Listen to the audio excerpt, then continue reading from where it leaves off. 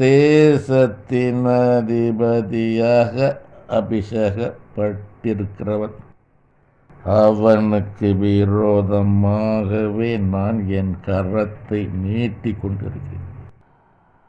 அவனது கிரியைகள் அறிகிறவன் நான்.